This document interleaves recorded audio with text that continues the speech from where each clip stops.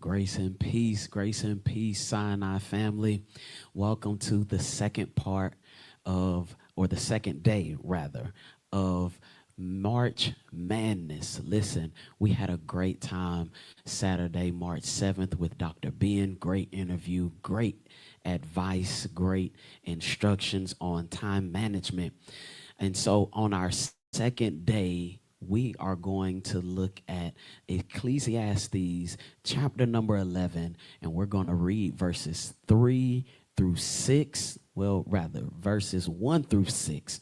And we're going to talk about seizing the moment. Seizing the moment. Ecclesiastes chapter number 11, beginning at verse number 1, send your grain across the seas, and in time profits will flow back to you. But divide your investments among many places, for you do not know what risks might lie ahead. When clouds are heavy, the rains come down. Whether a tree falls north or south, it stays where it falls. Farmers who wait for perfect weather never plant. If they watch every cloud, they never harvest. Just as you cannot understand the path of the wind or the mystery of a tiny baby growing in its mother's womb, so you cannot understand the activity of God who does all things. Plant your seed in the morning and keep busy all afternoon, for you do not know if profit will come from one activity or another, or maybe both. All right.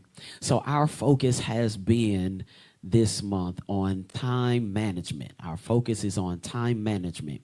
And one of the major issues when it comes to time management is procrastination, something that we all struggle with, procrastination. And we tend to think of procrastination as the result of laziness. I know I did. But what if I told you that procrastination is another form of perfectionism? Procrastination is another form of perfectionism. And the reason that you procrastinate is for fear of being able to perform the task as well as you want.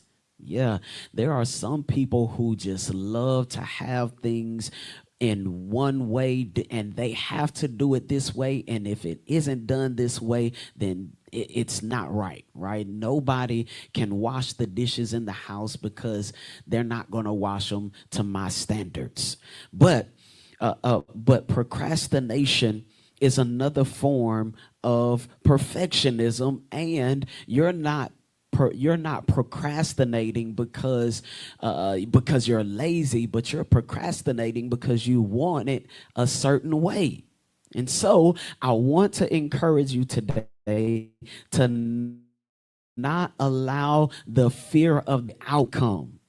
Don't allow the fear of the outcome to hinder you from starting the process. Listen, the Bible says in Ecclesiastes 11 and 6, plant your seed in the morning and keep busy all afternoon, for you don't know if profit will come from one activity or another, or maybe even both. Listen, you have to trust the process, and you gotta keep working. Don't worry about the outcome, but more so put your focus in the process, because the blessing of perfection happens in the midst of doing. I'm gonna say that one again just because it sounded good and felt good to my soul. The blessing of perfection happens in the midst of doing. Now let us learn a lesson from the farmer in verse number 4.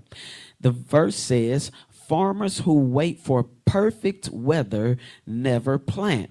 If they watch every cloud, they never harvest. Listen, there is no such thing as the perfect time. There's no such thing as the perfect time, and never, listen, never wait to be motivated to do a task. As we learned Saturday, discipline over motivation. And that is our second day of March Madness. And I want you to go out and seize the moment.